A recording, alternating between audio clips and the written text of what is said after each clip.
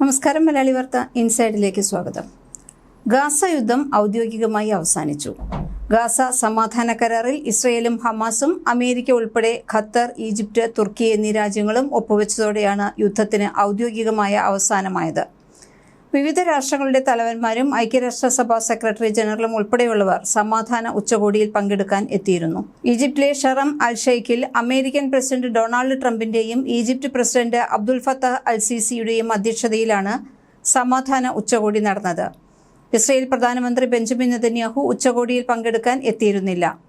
യഹൂദ വിശ്വാസപ്രകാരം അവധി ദിവസമായതിനാലാണ് നെതന്യാഹു ഉച്ചകോടിയിൽ നിന്നും വിട്ടുനിന്നത്.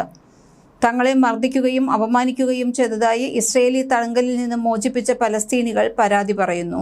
അവർ തടവിലാക്കപ്പെട്ട ജയിലുകളെ കശാപ്പുശാലകൾ എന്നാണ് വിശേഷിപ്പിച്ചത്. ബന്ദി കൈമാറ്റത്തിന്റെ ഭാഗമായി ഇസ്രയേൽ ഏകദേശം 2000 തടവുകാരെയും വിട്ടയച്ചു. ഏകദേശം 154 തടവുകാരെ ഈജിപ്തിലേക്ക് നാടുകടത്തി. ഗസയിൽ തടവിലാക്കിയ 20 ഇസ്രയേലി തടവുകാരെയും ഹമാസ് മോചിപ്പിക്കുകയും മറ്റ് 4 പേരുടെ മൃതദേഹങ്ങൾ കൈമാറുകയും ചെയ്തു. 2023 ഒക്ടോബർ മുതൽ ഗാസയ്ക്കെതിരായ ഇസ്രയേലിന്റെ യുദ്ധത്തിൽ കുറഞ്ഞത് 67,869 പേർ കൊല്ലപ്പെടുകയും 1,70,105 പേർക്കെങ്കിലും പരിക്കേൽക്കുകയും ചെയ്തിട്ടുണ്ട്. 2023 ഒക്ടോബർ 7 നടന്ന ആക്രമണങ്ങളിൽ ഇസ്രയേലിൽ ആകെ 1,139 പേരാണ് കൊല്ലപ്പെട്ടത്. ഏകദേശം 200 പേർ തടവിലാക്കപ്പെടുകയും ചെയ്തിരുന്നു. ഗസയിൽ ആളുകൾക്ക് ആശ്വാസം നൽകുന്ന ഒരേയൊരു കാര്യം ഡ്രോണുകളോ ബോംബാക്രമണങ്ങളോ കൊലപാതകങ്ങളോ ഇപ്പോൾ ഇല്ല എന്നതു മാത്രമാണ്. മടങ്ങിയെത്തിയവരെല്ലാം വീടില്ലാത്തവരും പട്ടിണി കിടക്കുന്നവരും സ്വന്തമായി ഉണ്ടായിരുന്നതെല്ലാം നഷ്ടപ്പെട്ടവരുമാണ്. അവർക്ക് പണമില്ല, വിദ്യാഭ്യാസ സംവിധാനമില്ല, തിരിച്ചുവരാൻ അയൽപ്പക്കങ്ങളില്ല. ഗാസയിലെ ജനസംഖ്യയിൽ ഭൂരിഭാഗവും അക്ഷരാർത്ഥത്തിൽ വീടില്ലാത്തവരാണ്. എല്ലാ വീടുകളിലെയും ഉറ്റവർ മരണപ്പെട്ടിട്ടുണ്ട്. ഇവിടെ സാധാരണ ജീവിതം അവശേഷിക്കുന്നില്ല എന്ന യാഥാർത്ഥ്യത്തിലേക്ക് തിരികെ വന്നവർ എത്തിച്ചേരുന്നു. ഏറ്റവും അടിസ്ഥാന ആവശ്യങ്ങളായ വെള്ളം, വൈദ്യുതി, അടിസ്ഥാന സൗകര്യങ്ങൾ എന്നിവയെല്ലാം ഇല്ലാതായി. അവശിഷ്ടങ്ങളല്ലാതെ മറ്റൊന്നും ബാക്കിയില്ലാത്ത മണ്ണിലേക്ക് കൂട്ടത്തോടെ മടങ്ങിയെത്തിക്കൊണ്ടിരിക്കുകയാണ് ഗാസൻ ജനത. തെരച്ചിലിൽ കെട്ടിടങ്ങൾക്കിടയിൽ കുടുങ്ങിക്കിടന്ന 135 മൃതദേഹങ്ങൾ ഇതിനോടകം പുറത്തെടുത്തു. തിരിച്ചെത്തിയവർക്ക് തങ്ങാൻ ടെന്റുകൾ പോലും ഇല്ലാത്ത സ്ഥിതിയാണ്. വെടിയുണ്ടകൾക്കൊപ്പം ബുൾഡോസറുകൾ കൊണ്ടുകൂടിയാണ് ഇസ്രയേൽ യുദ്ധം ചെയ്തിരുന്നത്. ബോംബുകളിട്ട് തകർത്ത കെട്ടിടങ്ങൾ ഓരോന്നും ബുൾഡോസറുകൾ എത്തി നിരപ്പാക്കി. ഒടുവിൽ വെടിയൊച്ചകളും ബുൾഡോസറുകളും പിൻവാങ്ങിയിരിക്കുന്നു. ഗാസൻ ജനത അവരുറങ്ങിയ മണ്ണിലേക്ക് തിരികെ എത്തുകയാണ്. വീട്ടിൽ കയറി താമസം തുടരാനുള്ള ആഗ്രഹം കൊണ്ട് മാത്രമല്ല, ഒന്നും ബാക്കിയില്ലാതിരുന്നിട്ടും ഇവർ മടങ്ങി എത്തിയിരിക്കുന്നത്. മരിച്ചോ ജീവിച്ചിരിപ്പുണ്ടോ എന്നറിയാതെ 11,200 പേരെയാണ് ഗസയിൽ കാണാനില്ലാത്തത്. അവരെ തെരയാൻ കൂടിയാണ്. അവർക്ക് മാന്യമായ അന്ത്യവിശ്രമം ഉറപ്പാക്കണം എന്നതുകൂടിയാണ്. തകർന്ന കെട്ടിടങ്ങളിലെ തെരച്ചിലിൽ കഴിഞ്ഞ ദിവസങ്ങളിൽ 135 മൃതദേഹങ്ങൾ അവശിഷ്ടങ്ങൾക്കിടയിൽ നിന്ന് കണ്ടെടുത്തു. ഭക്ഷണത്തിന് കാത്തുനിന്നവരെ വെടിവെച്ച ഗാസ ഹ്യൂമാനിറ്റേറിയൻ ഫൗണ്ടേഷൻ വിതരണ കേന്ദ്രം ശൂന്യമായി. 2,600ഓളം പേരാണ് ഭക്ഷണത്തിനായി കാത്തുനിൽക്കുമ്പോൾ കൊല്ലപ്പെട്ടത്. ഇതിൽ 2,000ഓളം മരണം ഈ കേന്ദ്രത്തോട് ചേർന്നാണ്. കൂടുതൽ സഹായം വരുമെന്ന് പലസ്തീനികൾ പ്രതീക്ഷിക്കുന്നു. പലരും ചികിത്സയ്ക്കായി കാത്തിരിക്കുകയാണ്. മറ്റുള്ളവർ റഫ ക്രോസിംഗ് ബുധനാഴ്ച വീണ്ടും തുറക്കുമെന്ന വാർത്തകൾക്കായി ആകാംക്ഷയോടെ കാത്തിരിക്കുന്നു. ഇത് ആളുകളെ ഗാസയിലേക്ക് തിരികെ പോകാൻ പ്രേരിപ്പിക്കുന്നുണ്ട്. ഗാസ പുനർനിർമ്മിക്കുന്നതിലും ആളുകളെ അവരുടെ വീടുകളിലേക്ക് തിരികെ കൊണ്ടുപോകുന്നതിലുമാണ് ഇപ്പോൾ സന്നദ്ധ സംഘടനകൾ ശ്രദ്ധ കേന്ദ്രീകരിക്കുന്നത്.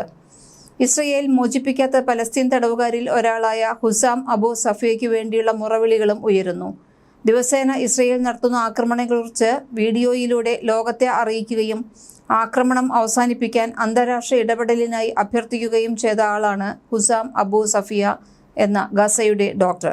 2024 ഡിസംബറിൽ ഇസ്രയേൽ സൈന്യം അദ്ദേഹത്തെ തട്ടിക്കൊണ്ടുപോയിരുന്നു. മോചനത്തിനായുള്ള വർദ്ധിച്ചുവരുന്ന ആഹ്വാനങ്ങളും ഇസ്രയേൽ ജയിലിൽ അദ്ദേഹം പീഡിപ്പിക്കപ്പെട്ടിട്ടുണ്ട് എന്ന് അദ്ദേഹത്തിന്റെ അഭിഭാഷകൻ റിപ്പോർട്ട് ചെയ്തിട്ടും അദ്ദേഹം തടങ്കലിൽ തുടരുകയാണ്. 2023 ഒക്ടോബർ 7 ആരംഭിച്ച ഇസ്രയേലിന്റെ എല്ലാം ഒഴിപ്പിക്കൽ നിർദ്ദേശങ്ങളും അവഗണിച്ച് രോഗികൾക്കായി തന്റെ ആശുപത്രി തുറന്നിട്ട പലസ്തീനികളുടെ പ്രിയപ്പെട്ട ശിശുരോധ വിദഗ്ധനാണ് doctor Hussam Abu Safiya. 2023 October 25 Israeli സൈന്യം ആശുപത്രിയിലേക്ക് ഇരച്ചു കയറിയിരുന്നു. അദ്ദേഹത്തിന്റെ മകനെ കൊലപ്പെടുത്തി ആശുപത്രിയിലുണ്ടായിരുന്ന എല്ലാ ജീവനക്കാരെയും കസ്റ്റഡിയിലെടുത്തു. ആഴ്ചകൾക്ക് ശേഷം ഇസ്രയേൽ സൈന്യം അബു സഫിയയെയും അറസ്റ്റ് ചെയ്തു. ഗസയിലും ലോകമെമ്പാടുമായി നിരവധി മനുഷ്യാവകാശ പ്രവർത്തകരും മെഡിക്കൽ അസോസിയേഷനുകളും അബു സഫിയയുടെ മോചനം ആവശ്യപ്പെട്ട് വലിയ ക്യാമ്പയിൻ നടത്തിവരികയാണ്. ജയിലിൽ കഴിയുന്ന അദ്ദേഹത്തിന്റെ വാരിയെല്ലുകൾക്ക് പൊട്ടലുണ്ട്. ഒപ്പം ഹൃദ്രോഗവും അണുബാധയും. ഇതിനൊന്നും ചികിത്സ നൽകാതെ ഇസ്രയേൽ അദ്ദേഹത്തെ നരകയാതന അനുഭവിപ്പിക്കുകയാണ് എന്ന് ഡോക്ടറുടെ അഭിഭാഷകൻ ഗൈദ് ഖാസിം പറയുന്നു. ആശുപത്രിയിൽ നിന്ന് സൈനിക ക്യാമ്പുകളിൽ ഒന്നിലേക്ക് കൊണ്ടുപോയ ശേഷം അദ്ദേഹത്തെ ബലപ്രയോഗത്തിലൂടെയാണ് അറസ്റ്റ് ചെയ്തത്. കൈകൾ ബന്ധിച്ചു, വസ്ത്രങ്ങൾ അഴിക്കാൻ നിർബന്ധിച്ചു. ജയിലിൽ അദ്ദേഹത്തെ സന്ദർശിച്ച അൽമെസാൻ സെന്റർ ഫോർ ഹ്യൂമൻ റൈറ്റ്സിലെ അഭിഭാഷകൻ സമീർ അൽമനാമ പറയുന്നത് ഇങ്ങനെയാണ്. ജയിലിൽ അദ്ദേഹം ക്രൂരമർദ്ദനത്തിന് ഇരയായതായ റിപ്പോർട്ടുകൾ ഇതിനിടെ പുറത്തു വന്നിരുന്നു. ജയിലിൽ വെച്ച് ഹൃദയാഘാതം നേരിട്ട അദ്ദേഹത്തിന് ഇസ്രയേൽ ചികിത്സ നിഷേധിച്ചു. 2025 ജനുവരി 9 ഓഫർ ജയിലിലേക്ക് മാറ്റിയ അദ്ദേഹത്തെ 25 ദിവസത്തേക്ക് ഏകാന്ത തടവിൽ പാർപ്പിക്കുകയും ഇസ്രയേൽ സൈന്യവും ഇസ്രയേലി ഇന്റലിജൻസും പോലീസും തുടർച്ചയായി ചോദ്യം ചെയ്യുകയും ചെയ്തിരുന്നു. തനിക്കെതിരായ എല്ലാ കുറ്റങ്ങളും നിഷേധിച്ചിട്ടും അയാളിൽ നിന്ന് കുറ്റസമ്മതം നടത്തുന്നതിനായി ഇസ്രയേൽ സൈന്യം ഇലക്ട്രിക് സ്റ്റിക്ക് ഉപയോഗിച്ച് ഡോക്ടറെ മർദ്ദിച്ചുവെന്ന് അദ്ദേഹത്തിന്റെ അഭിഭാഷകൻ ലോകത്തോട് പറഞ്ഞു.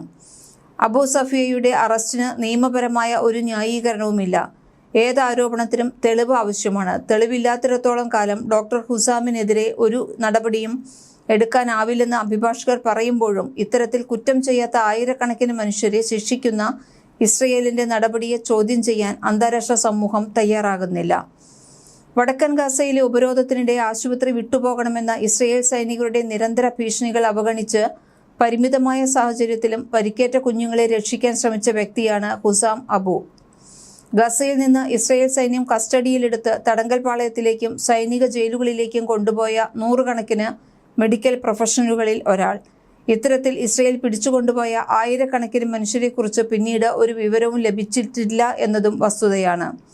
അബു സഫിയയുടെ 33 പേജുള്ള മെഡിക്കൽ ഫയൽ തനിക്ക് ലഭിച്ചിരുന്നെന്നും എന്നാൽ അദ്ദേഹത്തിന്റെ നില വഷളായിട്ടും അതിൽ സ്പെഷ്യലിസ്റ്റ് ഡോക്ടറെ കണ്ടതിന്റെ റിപ്പോർട്ടൊന്നും ഉണ്ടായിരുന്നില്ല എന്നും അഭിഭാഷകൻ പറയുന്നു.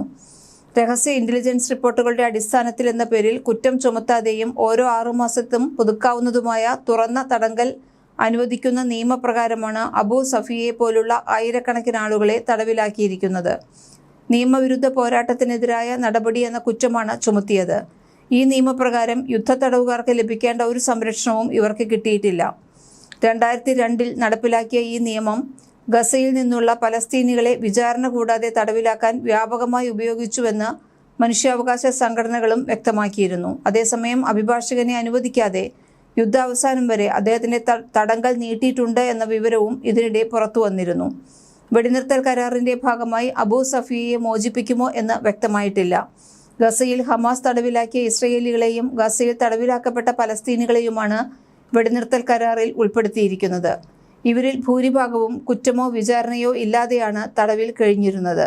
ഇതേസമയം ഇസ്രയേൽ സൈന്യം കസ്റ്റഡിയിലെടുത്ത് ഏകദേശം 2 വർഷത്തിനു ശേഷം ആശുപത്രി ഡയറക്ടർ അഹമ്മദ് മുഹന്നയുടെ തിരിച്ചുവരവിനെ സ്വാഗതം ചെയ്യാൻ തിങ്കളാഴ്ച ഗസ സിറ്റിയിലെ അലാവുദ ആശുപത്രിയിൽ 100 കണക്കിന് ആളുകൾ ഒത്തുകൂടിയിരുന്നു. 2023 ഡിസംബർ 18 വടക്കൻ ഗാസയിലെ ആശുപത്രിയിൽ ഇസ്രയേൽ നടത്തിയ റെയ്ഡിൽ മുഹന്നയും മറ്റ് 5 തൊഴിലാളികളും അറസ്റ്റിലായിരുന്നു. തിങ്കളാഴ്ച ഇസ്രയേൽ ജയിലിൽ നിന്ന് മോചിതരായ ഡസൻ കണക്കിന് ആരോഗ്യ പ്രവർത്തകരിൽ ഒരാളാണ് മുഹന്ന.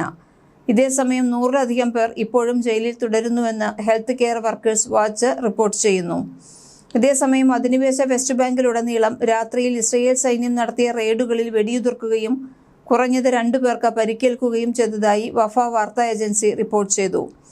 തുൽക്കറൈമിലെ അനബ്ദ പട്ടണത്തിൽ ഒരു യുവാവിന്റെ കയ്യിൽ ഇസ്രയേൽ സൈനികർ വെടിവെച്ചു. റെയ്ഡിനിടെ ഇസ്രയേൽ സൈന്യം നിരവധി യുവാക്കളെ അറസ്റ്റ് ചെയ്യുകയും ആക്രമിക്കുകയും ചെയ്തതായും പരാതിയുണ്ട്. അധിനിവേശ ജെറുസലേമിനടുത്തുള്ള അൽ ഇസാവ പട്ടണത്തിൽ ഇസ്രയേൽ സൈന്യം ഒരു യുവാവിനെ വെടിവെച്ചു പരിക്കേൽപ്പിച്ചിരുന്നു. പിന്നീട് അറസ്റ്റ് ചെയ്യുകയും ചെയ്തു. ഖൽഗില്യ, തുബാസ് നഗരങ്ങളിലും തുമ്മൻ പട്ടണത്തിലും ഇസ്രയേൽ സൈന്യം അതിക്രമിച്ചു കയറി വീടുകൾ ആക്രമിച്ചു എന്നുള്ള വാർത്തയും വരുന്നുണ്ട്. മലയാളി വാർത്ത ഇൻസൈഡ്.